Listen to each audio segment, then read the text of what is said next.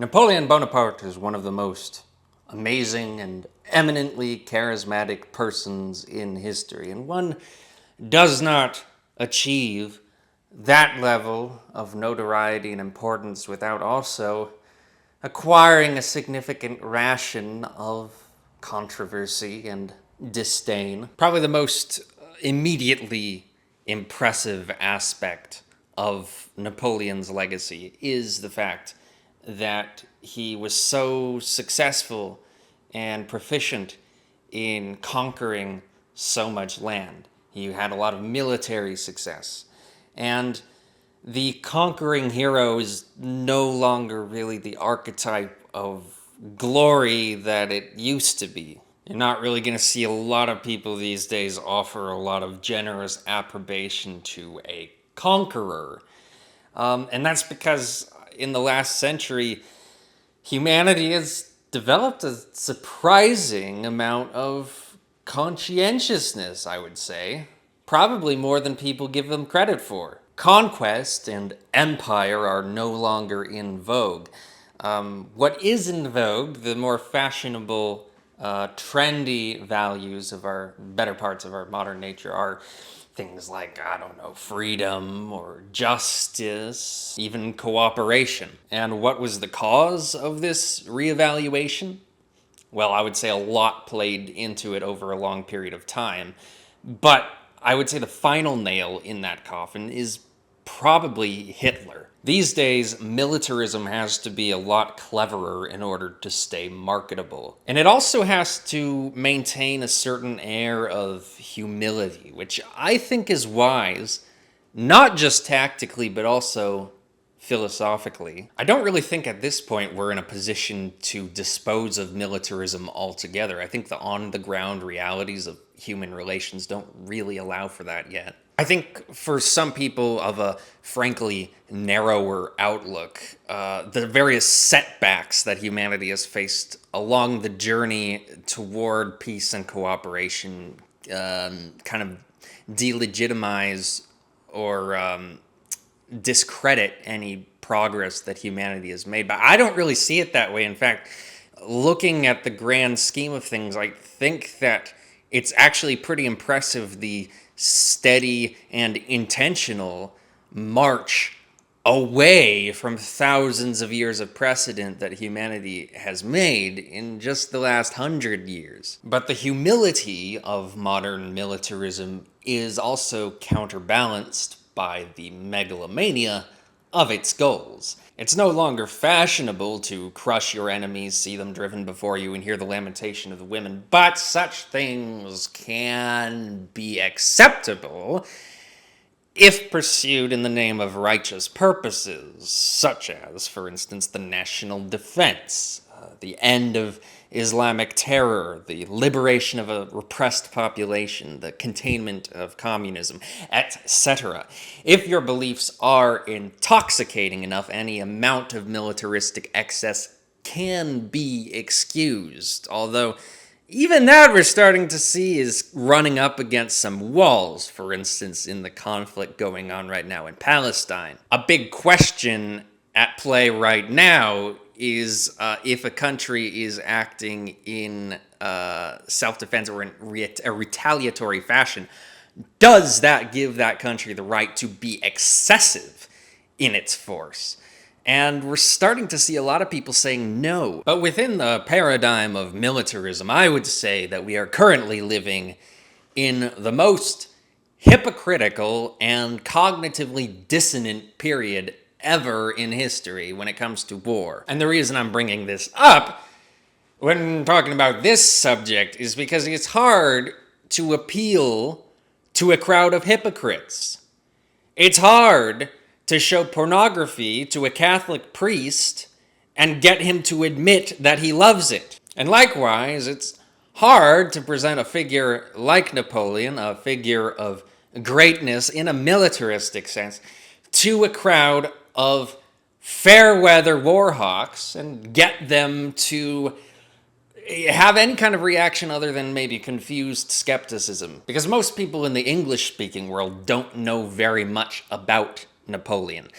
And The general sort of knowledge that most people seem to have about him is that he was a short man who declared himself emperor after France had already gotten rid of their king, and then tried to conquer all of Europe. This common knowledge, what we tend to know about Napoleon in general, doesn't really line up with our modern sort of liberal democratic, sort of hypocritically pacifistic tendencies. And so Napoleon doesn't really occupy a position of very much reverence today, I would say. And the closest article of comparison a lot of people can offer, the Napoleon of more recent history, someone who a lot of us still actually remember to this day, is Hitler. Now, I don't remember Hitler personally.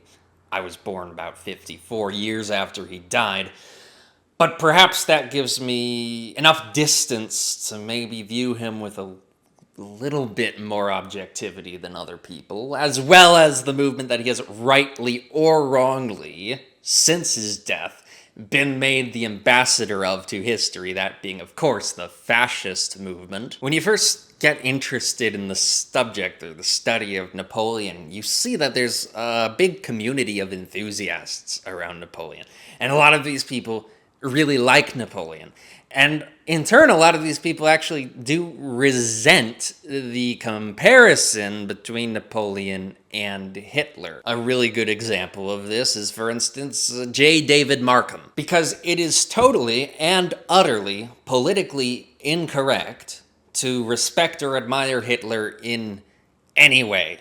I even got threatening messages from YouTube's auto-moderator team that were telling me to shut the fuck up because I said that Hitler's paintings were okay. I was threatened by YouTube for saying that Hitler's paintings were pretty decent. You have to have really fucked up really bad to be that notorious. I think the reason for this sort of what we could call hysteria, I think we could aptly term hysteria around Hitler, is really down to three things. One of them is recency bias. Like I said, a lot of people still remember Hitler. I think another one is his genuinely unique extravagances as a dictator and a war hawk. But I think the third reason, and probably the most interesting reason for me, is the fact that his reign of terror just happened to come at the right time in history to be the swan song for old Prussian militarism. So however apt the comparison might be, and I do think it a pretty apt comparison in several ways, the comparison of Napoleon to Hitler is still outrageously offensive to a lot of Napoleon fans, and he does have his share of fans. And interestingly enough, Napoleon's fans are generally not old school empire militarists like you would expect. Rather, they are normal, enlightened, modern day people who happen to respect Napoleon's contributions that are still quite politically correct and quite respectable in this day and age, such as his innovation in the field of law, his reformation of the law code, his economic reforms, his ability to secure his country's borders while maintaining internal stability through widespread popular support.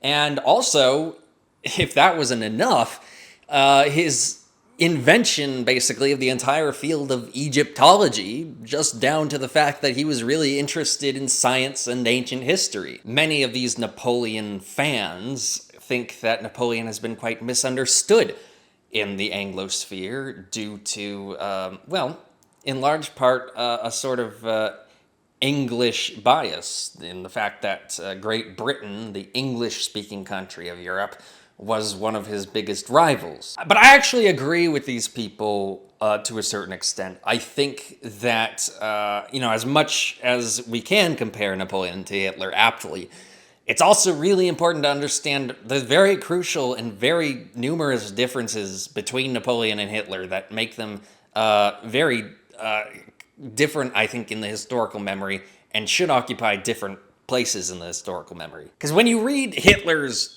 story from his perspective, it's still really difficult to find any sympathy with him, I think. despite what some people have said. But when you read Napoleon's story from his perspective, it's actually very easy to be sympathetic to him, because Napoleon was actually really no more of a dictator or a war hawk than most of the people he fought. And in fact, he was actually quite a bit more progressive than a lot of the people he fought.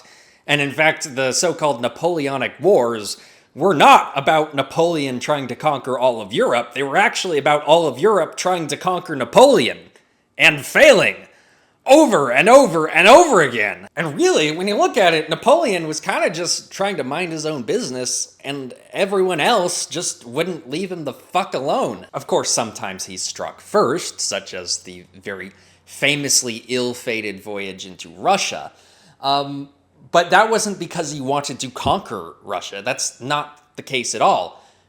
The reason Napoleon invaded Russia is because he knew a war with Russia was going to come whether he liked it or not. And so he did the smart thing at the time, in the early 19th century, when it was still politically correct to do this, and he attacked first. He struck while the bear was hibernating, which was a smart move. It just didn't play out right. And then, of course, there's this idea of Napoleon crowning himself emperor after France had already gotten rid of their king. And what you gotta understand about that is that just because France was successful in killing a king, that doesn't mean that the various Republican governments they had after the king were at all competent or worthy of running the country. And you also got to understand that the word emperor has this kind of sinister connotation these days because of Star Wars, I guess. But it really wasn't like that back in the day. I mean, there were two emperors, really, in Europe at the time. There was the Tsar, which means Caesar in Russian, and okay, pretty unflattering comparison, I'll give you that. But the one that's a little bit less unflattering is the German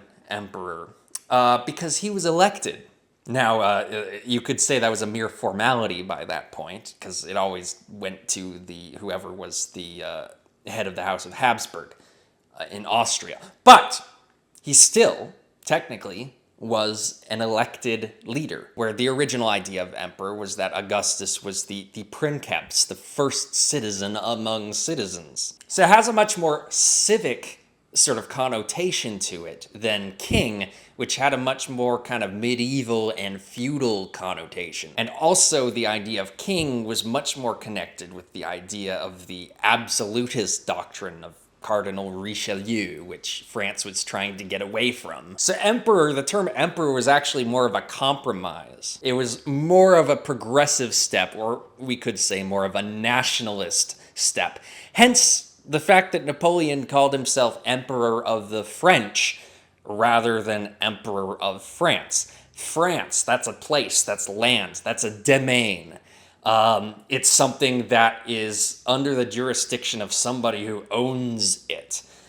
The French are people, and Napoleon wanted to identify his empire with the people of France, and himself as a first citizen among citizens. And that's a difference in philosophy that, you might call it a distinction without a difference, but it matters, I think. So when you understand all the context that Napoleon lived among, his story actually becomes a lot more interesting. It becomes a lot more multifaceted and a lot more sympathetic. And I think you can also say the same thing about the fascist movement. And that, I think, is something that a lot of Napoleonic fans and scholars don't really acknowledge, that you can actually draw a comparison, not just a negative comparison between Napoleon and fascism, but also a morally neutral comparison, and perhaps even a positive comparison in some respects. And the comparison, I think,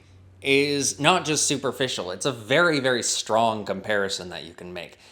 I even believe that Napoleon can be understood as an antecedent of the fascist movement. Napoleon was a prototype of the fascist movement. I think Napoleon really was a proto-fascist in that what he represented at his time, his movement, his ideas, his philosophy, his story even, bears striking resemblance to what happened with the fascists 100 years later. However, there are some crucial differences, And I think a lot of it comes down to where this sort of relationship between humanity and old school militarism was at these various stages. The 18th century was a very, very openly avaricious and militaristic time in history. But there still were a lot of interesting goings on with the development of liberal philosophy and utilitarianism, a more humanitarian element emerging out of some of the more enlightened countries like England. And so Napoleon is really, I think, where we start to see the very beginning of humanity's turn away from militarism. And that's probably a big reason why he's remembered the way he is. Fascism, on the other hand, was a much more advanced stage in that. And so fascism, representing a similar thing to what Napoleon represented in the past, wasn't given the same amount of kind of generous treatment from history as Napoleon. That's the way I see it, and as I'll go through, I'll explain it in a way for you to understand a little better what I mean. One thing I want to make clear is that I'm not going to be making a direct comparison between the person of Napoleon and the person of Mussolini, in part for personal reasons, because I actually like Napoleon quite a lot, and I don't like Mussolini very much. But also because the fascist movement was a movement. It was a lot bigger than just Mussolini. And Mussolini, yeah, he's technically the founder of it. But when you look at the goings-on that led to the fascist movement, it didn't have to be Mussolini who was in charge. It could have been anybody. There was a lot more around Mussolini that led to his sort of assumption of power. Not true with Napoleon. Napoleon was much more singular. Everyone who was in Napoleon's circle, everyone who was in his movement was all in his orbit, and he was kind of the central driver and motivator of all of that activity. There wasn't really a philosophy of Bonapartism, at least not at that point. Napoleon was a one-man show. Fascism was a movement. And so I'm going to be comparing Napoleon to fascism, not Napoleon to Mussolini, and certainly not Napoleon to Hitler, because I don't consider Hitler a true fascist in the proper sense, and so therefore he's not really a good representative of what that movement was about. When you study fascism, you'll often see this term thrown around called third position. And what third position means is it's a position, a political position, that is neither traditionally left nor right, but is also not moderate. That's how I explain it. I think that's the best way to understand the meaning of that term. And I think this term is pretty key to understanding not just fascism, but also Napoleon. Because I think Napoleon himself occupied a third position role at the time. Where a lot of people go wrong with analyzing both fascism and Napoleon is they try to fit these phenomena into very familiar parameters. They try to over-categorize them. So fascism, you'll see most political scientists refer to fascism as a far right ideology. And, these terms left and right, they don't really mean anything when you get down to it. But when we're looking at what is the essence of what it means to be right-wing, the essence of right-wing means reactionary, or turning back the clock, going back to the way things used to be, or just trying to preserve things as they are and not progress. So naturally, a far-right ideology you would expect to be something that's just very extremely reactionary, extremely trying to turn back the clock on progress. And that's not really what you see with fascism. A much more obvious example of something that could be termed a far-right ideology would be that of the Italian philosopher Julius Evola. And there's a big misconception among a lot of people for some reason that Julius Evola was a fascist. I guess it's not too difficult to see why, because he did run in fascist circles very frequently in his time, in his day. but he never actually aligned philosophically with fascism. However, he, as much of a critic of fascism as Evola was, he also was very willing to give it credit for a lot of the things that he liked about it. And there were a lot of things that he did like about it. And I think this is the key for understanding why fascism is considered far right, is because the values of fascism are prejudicial and they tend to appeal to what we would generally call paleoconservatives. People who have a very kind of traditionalistic, moralistic view of society, and also a more kind of protectionist mentality. People for whom liberalism has not come in to corrupt their conservatism. These people are generally kind of at the extreme of the political spectrum on the right within our modern Overton window, and so it makes sense for people to call fascism far right. And I don't think it's even incorrect per se. I just think it's misleading because it gives the impression to many people who don't know better that fascism amounts to little more than just radical authoritarian capitalism. It doesn't help that liberal capitalism used to be more of a left-wing position and then became a right-wing position, and so that adds to the confusion. And it also masks the reality of fascism's origins in the revolutionary left and how those origins and that heritage carried on into fascist philosophy proper, because the official philosophy of the fascist movement and the fascist state put the national welfare above the interests of capital, and in fact believed that the interests of capital were often against the interests of the national community, which is something you won't hear from a neoconservative. And in fact, labor unionism was very important to fascism, although they had a very, very, very, very different approach to it, because they wanted both the interests of capital and the interests of labor to be kind of subverted and undermined under the interests of the state.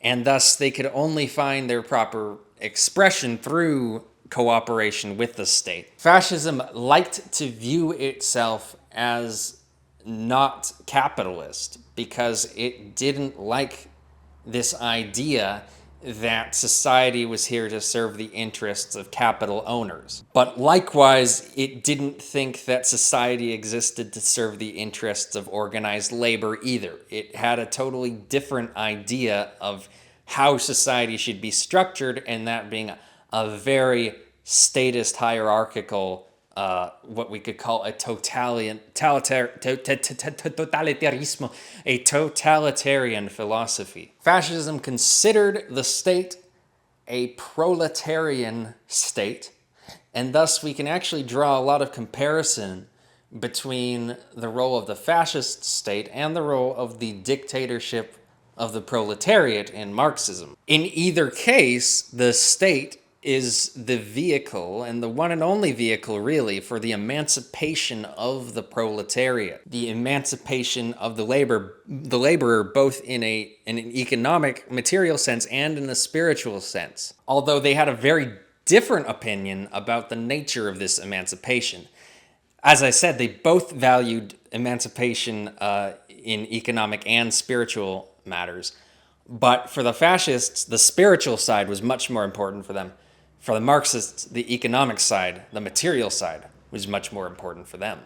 And they believed that, the Marxists believed that spiritual emancipation would follow from economic emancipation, material emancipation, whereas the fascists believed it was the other way around, that material emancipation would follow from spiritual emancipation. But in both cases, we have an ideology which says that strong authoritarian central control of society will lead to emancipation of the individual, which is a very kind of unintuitive perspective for a lot of us in the more liberal world. But it is the way a lot of people thought back then, especially. But in this way, fascism is quite different from capitalism, and therefore it's quite different from what we generally think of as right-wing politics, because it actually denigrated a lot of the people we term elites. It denigrated the bourgeoisie. It denigrated the aristocracy. It actually viewed these elites as somewhat kind of corrupting influences in the state and wanted to create a so-called proletarian state that was organized on a populist grassroots level. But I guess there's a question of whether the similarities between Marxism and fascism are down to Marxism paradoxically kind of horseshoeing itself into the right, or down to fascism actually being quite left-wing in character. There are different perspectives on this. I don't think it really matters all that much because I think, like I said, these terms left and right are kind of bullshit to begin with. It doesn't really matter how you want to characterize it. Oh, is it left? Is it right? What matters is, the on-the-ground realities of how they practice their politics and the philosophy of what they believed. Both of those things matter. A lot of people like to say it's one or the other, that only the philosophy matters or only the on-the-ground reality matters. I think both of them actually do matter. I would say that Marxism was very hypocritical in the way it presented its authoritarian politics. Fascism was less hypocritical, but no less paradoxical. And for that reason, I think fascism really very clearly occupies a space that is neither explicitly left or explicitly right. It's quite syncretic. And something very similar could be said for Napoleon. I remember one time I was talking about Napoleon, where really I was talking about the French Revolution and comparing the French Revolution actually to the Communist Revolution. And I was saying that Napoleon, I viewed him as a centrist compromiser, basically.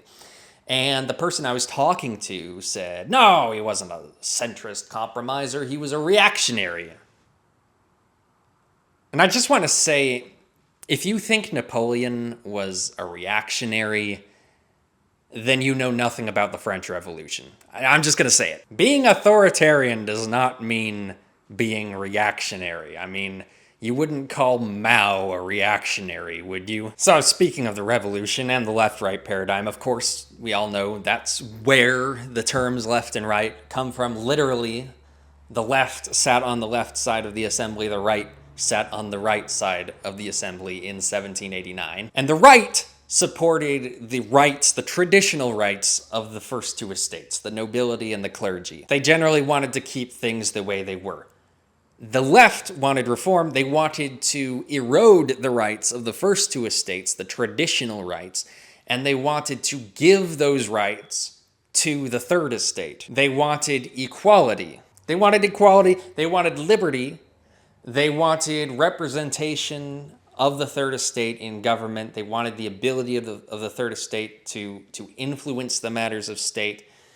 They wanted a separation between church and state. Some of them even wanted the overthrow of the monarchy system altogether. These people generally were the more radical left-wingers in France at the time, called the Jacobin Club. But they also wanted fraternity, or brotherhood, or nationalism, which at that time was a much more progressive step away from the old sort of feudal order where it was all about families competing against each other. They wanted to view society as one whole cohesive nation of brothers. And that, of course, is an idea that heavily influenced the fascist movement. But this was the state of left-wing politics in France at the time of Napoleon.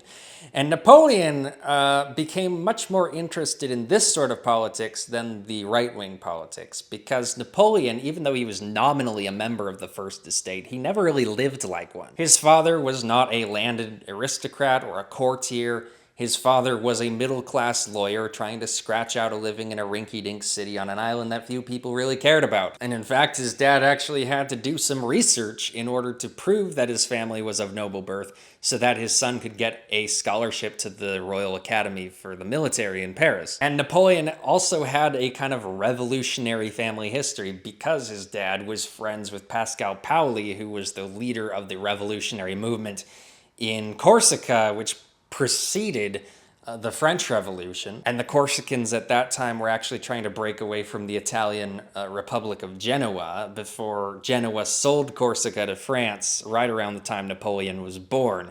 And at that time, Paoli moved to London, but Carlo Bonaparte, Napoleon's father, he decided to stay in Corsica and find a way to make a good life for his sons and provide for his sons' future. And so that involved Napoleon going to France, going to Paris, studying in the military academy, and he spent much of his childhood in France. However, because he was from a middle-class background, he didn't have as much distinction as a lot of the other boys, and also he had a very pronounced Italian accent, which definitely marked him as different. So he always kind of viewed himself as an outsider, and he never really wanted to go along to get along. He was always kind of butting heads with the people around him. And he wanted to do things his way. And I think that really attracted him to the sort of left-wing politics of the Jacobin Club when the revolution started. And another thing that he really liked was mathematics. And as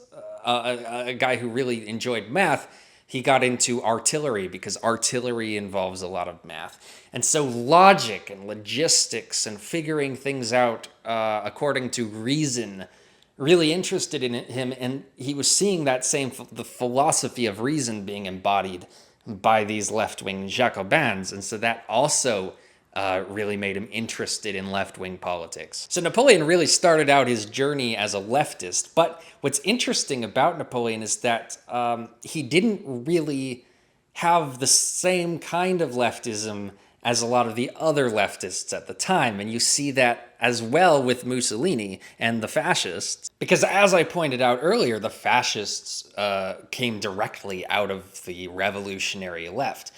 But what was interesting about them is that they were dissident leftists. So they realized at a certain point that they didn't really totally agree with Karl Marx, especially with the science of Marxism as an economic theory. And they found all that stuff actually a little bit boring and kind of beside the point, because what they really liked about Marxism was this idea of firing people up into revolutionary bands of brothers.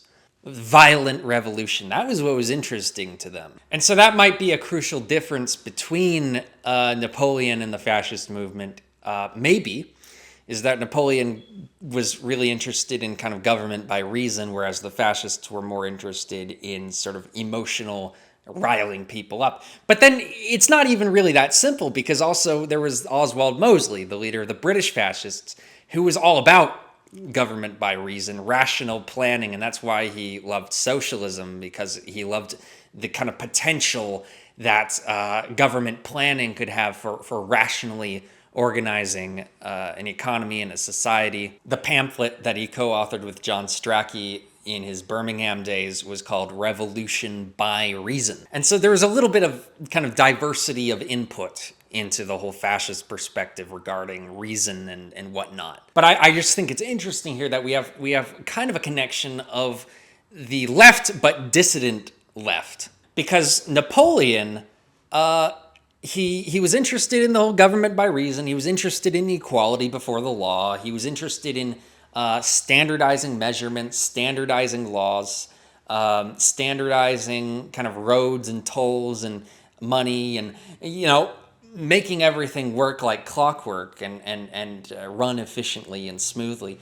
He was not really all that interested in democracy. But in no way does this make him a reactionary, because he was very much against the return of the king. And if he were a reactionary, he would be all in favor of it. And there were many of the people in France at that time were reactionaries, and they did want the return of the king. Instead of bringing back the old law codes, Napoleon created a new one. A law code that is actually so good that it formed the basis of many of the law codes around the world to this day, particularly in Latin America. So reform was always chief among Napoleon's interests, and in fact, when he became Emperor of Elba in his first exile, he immediately got down to reform. He was really not interested in turning back the clock or keeping things generally the way they were. He was not interested in preserving the current power structure. He actually liked upsetting the power structure. And that's what made him so threatening to a lot of the other powers in Europe. Part of his goal was to create stability, and for him, stability meant compromise. It meant being realistic and looking at what you had to do in the moment to create peace.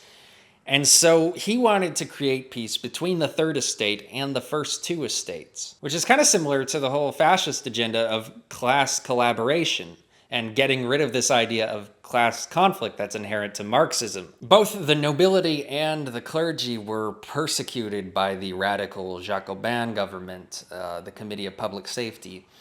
And the nobility had their estates confiscated and their heads severed, and they were all forced to flee. The clergy were just dissolved. The Catholic Church was no longer given space in France. Instead, it was replaced with this weird thing called the Cult of Reason, which was their attempt to create a kind of pseudo-atheism in a society that wouldn't really accept atheism properly. Napoleon knew that was stupid, so he brought back the Catholic Church and tried to mend relations with them, and was actually kind of successful in that. In fact, he even got the Pope to attend his coronation. But then he also tried to mend relationships with the nobility, because he invited the nobility back to France. He said, look, you can come back, you can stay here, you can be safe in France again.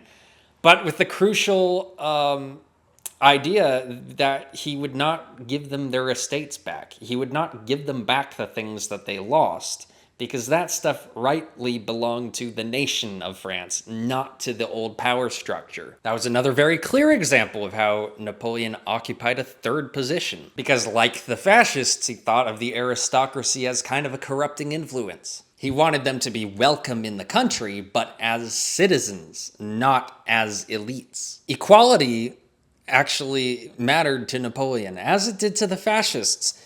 But not equality of outcome, rather equality before the law. With some exceptions, of course, and you see later on Napoleon developed, in the Empire period, he developed his own kind of royalty. So he was still very hierarchical in that sense, just as the fascists, they had their own hierarchy. But I think both Napoleon and the fascists valued a sort of ideal of meritocracy, even if they didn't necessarily always conform to that in reality. Hence why Napoleon replaced the old nobility titles with his new thing called the Legion of Honor. So you'd actually have to do something important in order to get given these important titles of distinction by the state. And that in turn encouraged people to adopt a more kind of nationalistic mentality, a sense of civic pride. And of course, this sense of nationalism and patriotism and civic pride is inherent to the fascist philosophy as well. So for Napoleon, the excesses of the revolutionary left had to be curtailed in order to create a strong and prosperous, stable society,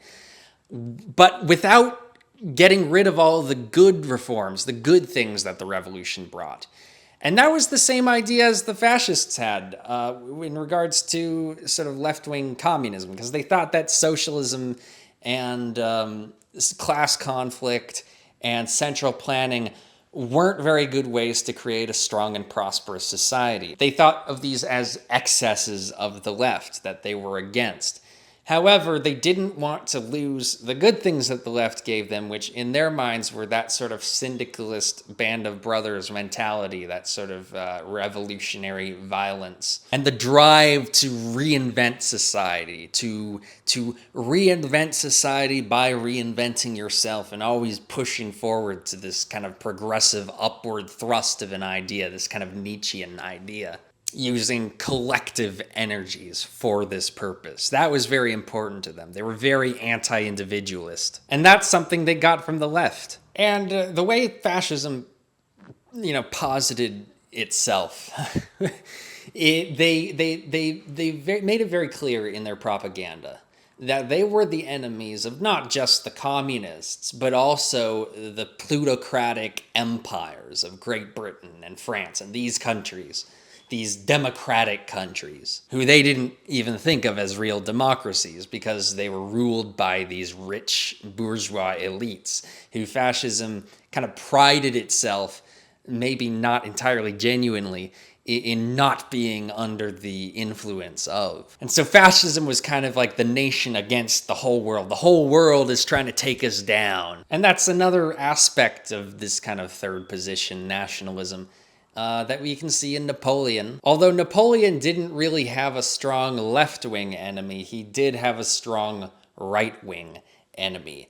And so all of the nations of Europe trying to team up to take him down was a huge part of the kind of mystique that he built up. But he was trying to compromise. He was trying to create a stable, long-lasting society, and all of these backwards, hypocritical barbarians didn't understand that. And it's really just because Napoleon didn't want to bring back the old rights and privileges of the first two estates. He wanted to compromise. He wanted to give them space to live in France, but he didn't want to give them back everything they had. And so because these guys were friends with all of the princes of Europe, all of the princes of Europe wanted to get rid of Napoleon. So even though I think of Napoleon as a centrist, I don't necessarily think of him as a moderate, because he was always putting a lot on the line for this position of his. And the other conservative powers in Europe were doing their best to try to paint him as this sort of radical. So I think it's very fair to characterize the philosophy of Napoleon's rule as third position.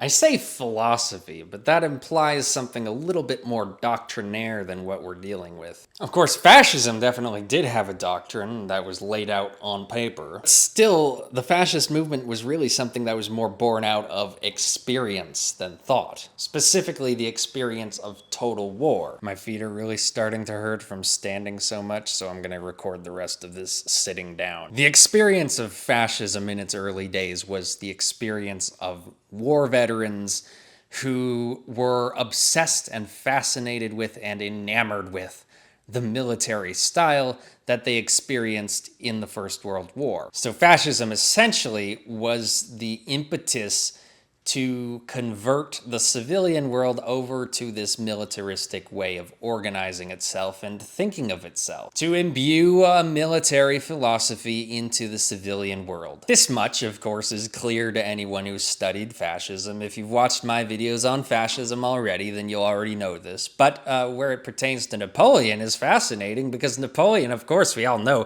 he was a professional soldier his whole life. That is up until his forced retirement in 1815. But not only that, this military mindset, as I've kind of alluded to already, very directly influenced his way of thinking in all respects. By the time Napoleon had spent 5 years at Brienne and 1 at the École Militaire, he was thoroughly imbued with the military ethos, which was to stay with him for the rest of his life and was to color his beliefs and outlook deeply.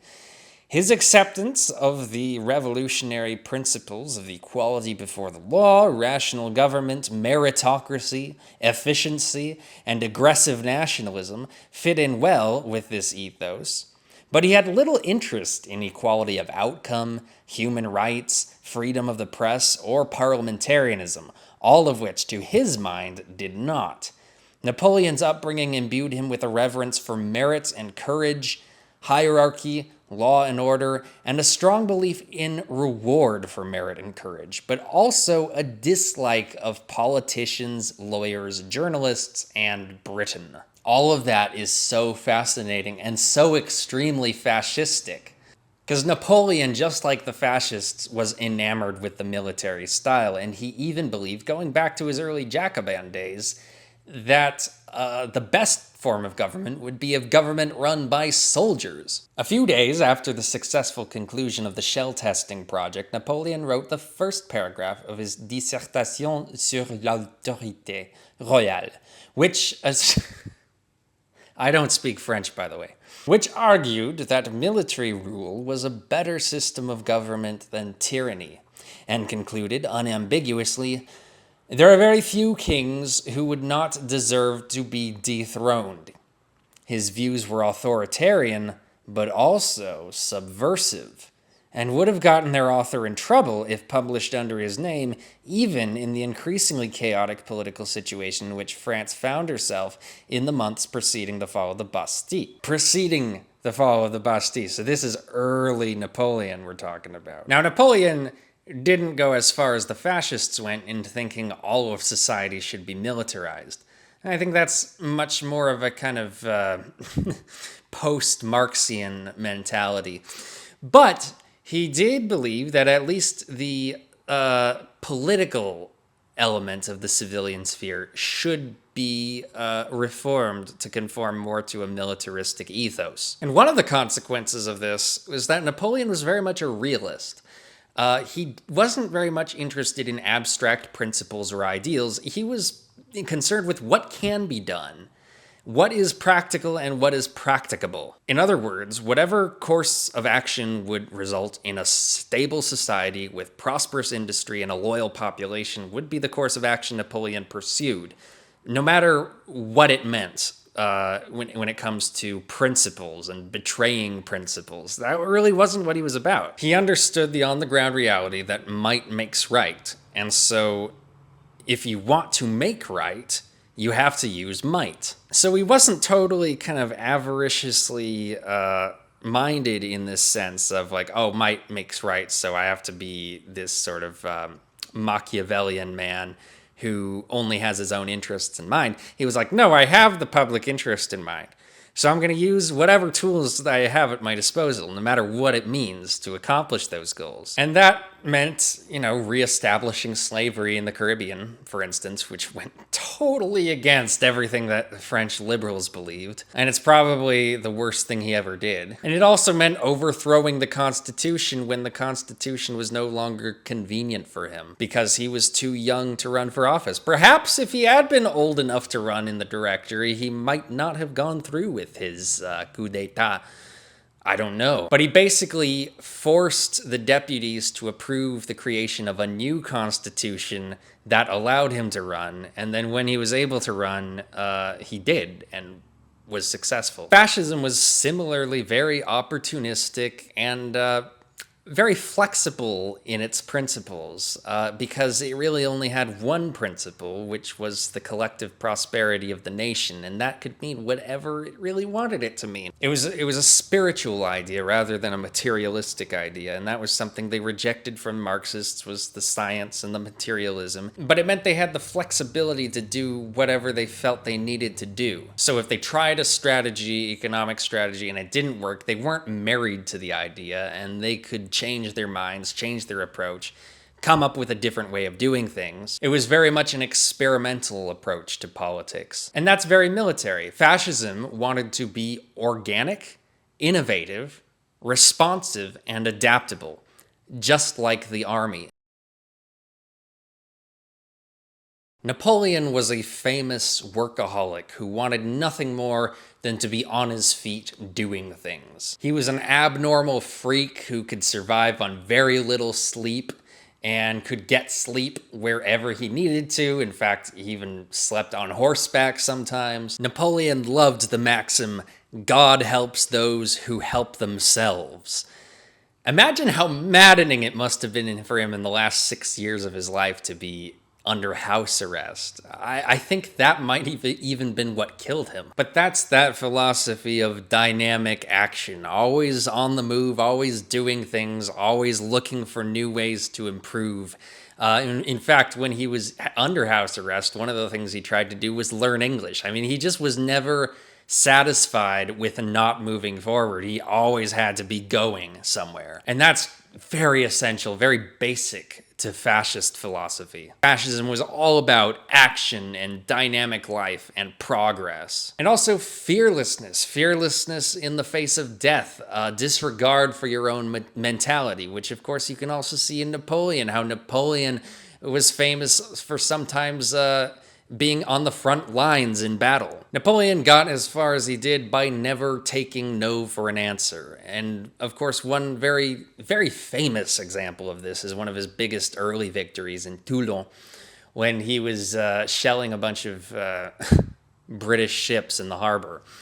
And, he wasn't allowed to do that at first because he was under this incompetent general who was a fop, more of a painter than a soldier. And Napoleon knew that this guy just would ruin the whole effort if he were allowed to have his way. So he actually just wrote to the War Office and said, fire this guy. Even though this guy was his superior. He wrote to the War Office saying, fire this man, I could do way better. Give me someone who can actually, command a fucking army. And to their credit, they listened to him.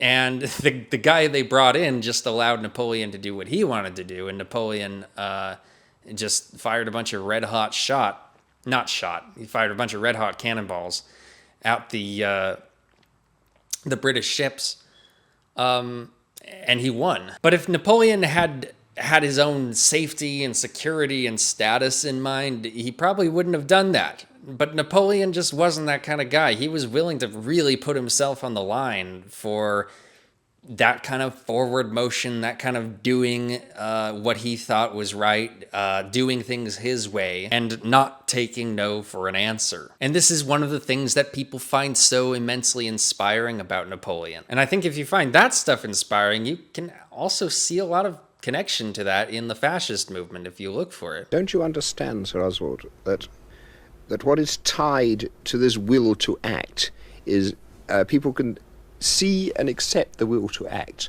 but what they are also afraid of are the consequences of the man of action. Yes, indeed. And they look at Europe, and they look at other countries which have chosen men of action, some of the left, some of the right, and they see where that ends. And maybe they say, our nice little muddle is rather better than what men of action give us. You're absolutely right. You put your finger on the whole complex. And a number of intellectuals making these points very fairly the other day, I said, well, what you're saying, you have a load of manure which has to be shifted, and you have a strong elephant capable of doing the job for you. Can you be assured that instead of doing the job, he doesn't run amok and run berserk? Now, that the people have got to make up their mind about, sooner or later. In ordinary times, and I quite see why, they say no, strong people and strong action is not necessary, and it is dangerous. That when things go wrong, it's a bigger risk to let the muddle go to a disaster than to have a man of action.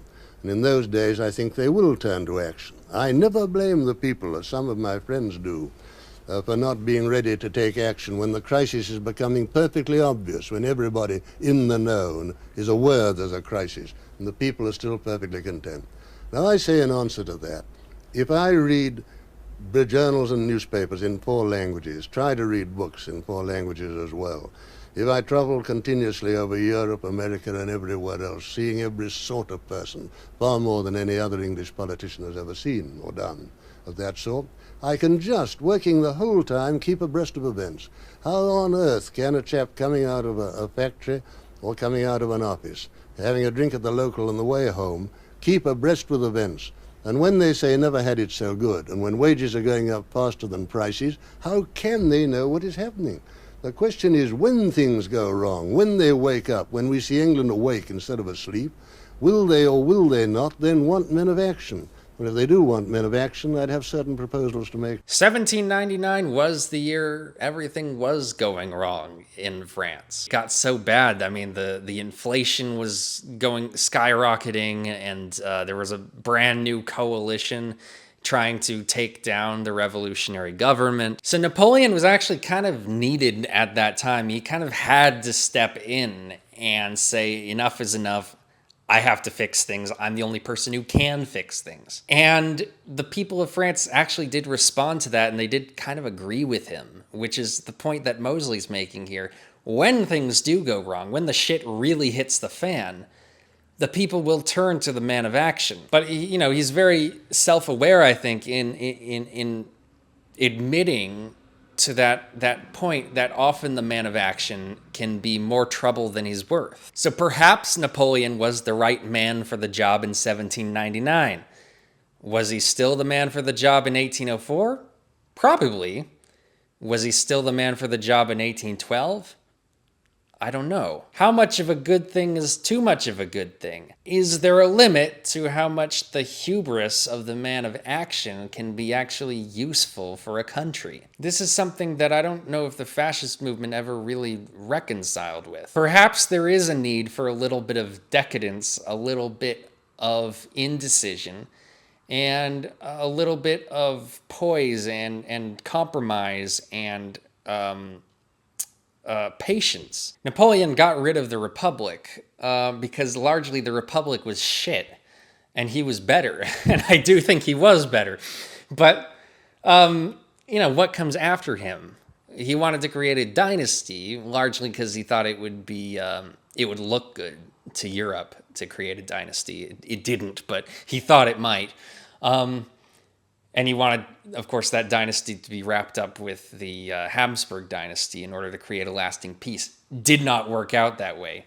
But his son, who was a Bonaparte first and a Habsburg second, his son, like, who's to say his son would have been anywhere near as good as he was? Ultimately, France chose the Republican path again and again and again. And the French Republic has been the most long-lasting, stable solution for France since the old regime. And I think there's a wisdom to that. I think they realize that this is the best option out of the options available. But in any case, I want to sum up by saying in both of these cases, we have a third position dictator rising out of a chaotic and war-torn period in European history with a lot of ideological shifts and attempting to create a stable new order that rejected the excesses of both the left wing and the right wing established interests and adopted a military approach to statesmanship. I'd even go so far as to say that if Napoleon were born in the war generation, he would have aligned himself with the fascists. But these two phenomena, even though they're remembered similarly in some circles, in other circles they're remembered very differently. Napoleon is remembered a little bit more sympathetically. By the early 20th century, most of Europe had already defaulted to some form of parliamentary rule. And a lot of that was actually due to the influence of Napoleon. So the idea of a dictator coming in and doing away with the Houses of Parliament, that was something that could be seen as more progressive back in the early 19th century, back when everyone was an autocratic ruler, and so you kind of had to take what you could get. But by the time we got to the late 19th and early 20th centuries, that kind of thing just wasn't in vogue anymore. It felt a little bit more backward. It felt a little bit more like we were going back 100 years to the Napoleonic era. It wasn't really meeting society where it wanted to be in the early 20th century. And so that's why I say, I talk about Hitler being the swan song of old school Prussian militarism. Hitler was really embodying kind of an 18th century mentality in the early 20th century, and it didn't fucking fly. It didn't go. I wonder why it didn't go over well. It just was outdated. It was outdated, but it was trying to be very modern. It was kind of trying to market itself as being very modern. But it was not the way that society was moving. That was a potential future for society, a potential kind of progressive vision of society that didn't end up being as attractive as I think a lot of the people at the time thought it was. So that's kind of the crucial difference, I think, between Napoleon and the fascists is Napoleon, I think, was less offensive in how he assumed an authoritarian position in society, because society had less of a libertarian streak back then than it did 100 years later. But I think a lot of it is down to, who won. It was the plutocratic nations who won. It was not the fascist movement, and it was not Hitler who won.